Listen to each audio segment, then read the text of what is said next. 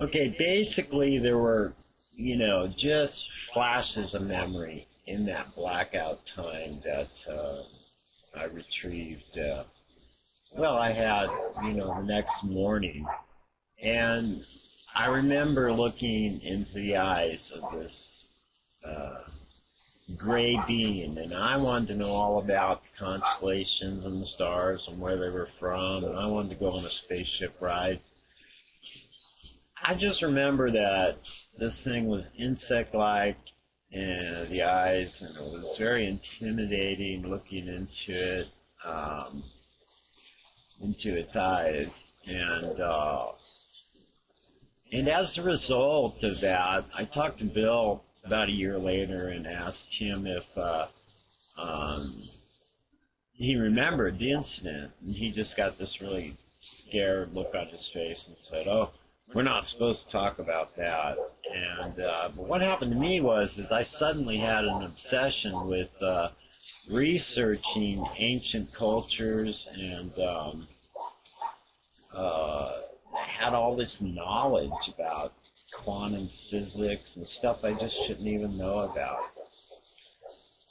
Didn't really think too much about the UFO incident, uh, but anyway, I've been researching for 30 years now, and we're going to get into a lot of things here in the future, but for right now, I've got some anomalies on Mars. Now, I never believed in Bigfoot. Um, I never believed in Bigfoot at all.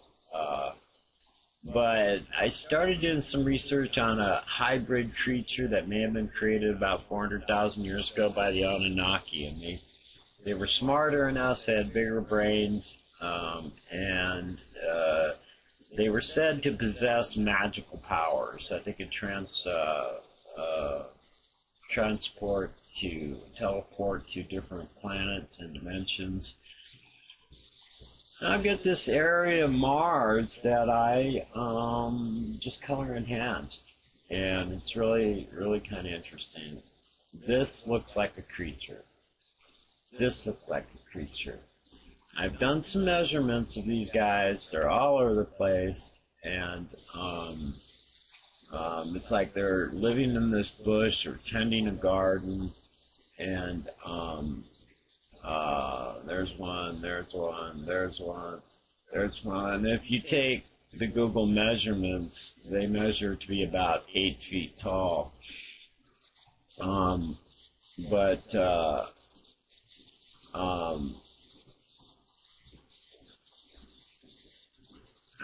here we go. Now we're going to get into some stuff. This is really kind of incredible. See if I can get to the right page. This is still talking about the Bigfoot creatures. I know the resolution's not good, but I don't think NASA wants it to be good. Now there's this strange vehicle, and this gets into the descriptions of what the object was that built Puma Puka. It's really an odd. I've been looking at this thing for over a year at the same place, and I was about ready. I was online at the time looking at it, and I was about ready to dismiss it as some weird shadow of a crater. And then this one appeared, and then you could see these tracks, and this is a pretty good resolution photograph. And and I found these all over Mars, and they all measure about 300 feet long.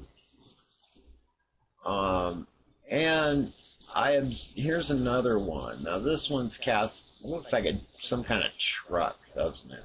It's casting a shadow even. This is Mars. And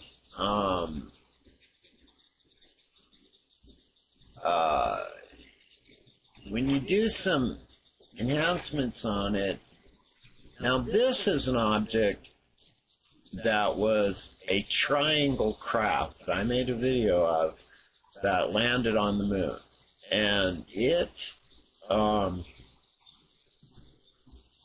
was jumping all around the moon, and I mean, all around the space around the moon, just jumping all over the place. Like, it was crazy, like a sparkler. And eventually landed on the moon. But at one point it made a turn, and when it made this turn, it looked like this. Now this is an enhancement of the vehicle on Mars. And what it ends up being is a 64-point tetrahedron. This is another enhancement of it. And when I do more on it, it's a 64-point.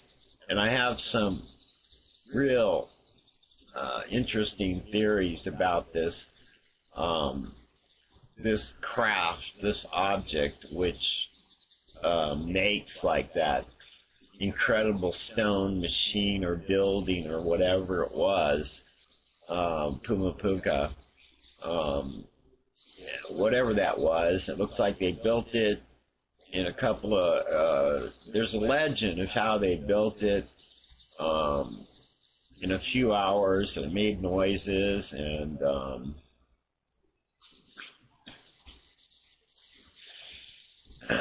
then they destroyed it. Why did they destroy it? I mean, they just destroyed this thing,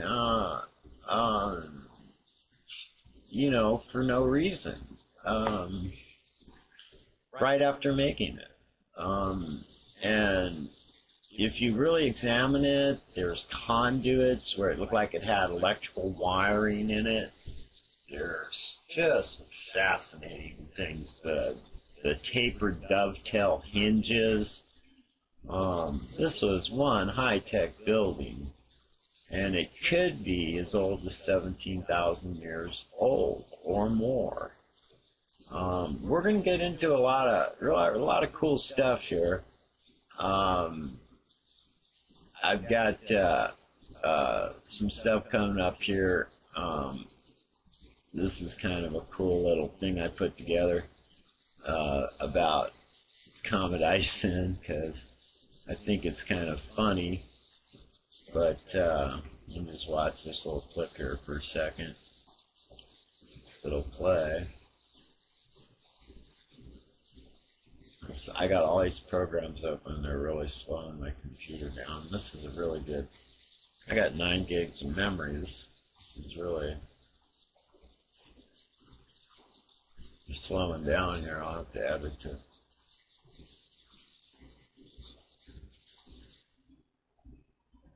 So we're going to get into a lot of things because I've done a lot of studying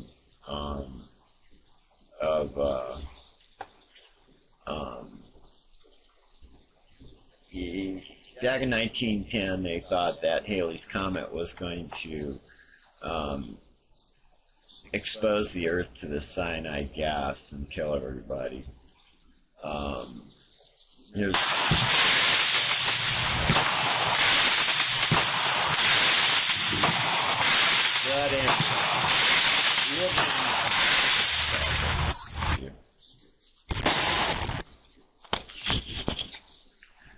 fireworks are in there because they have something to do with the electromagnetic frequency of light and the electric universe that I believe we live in.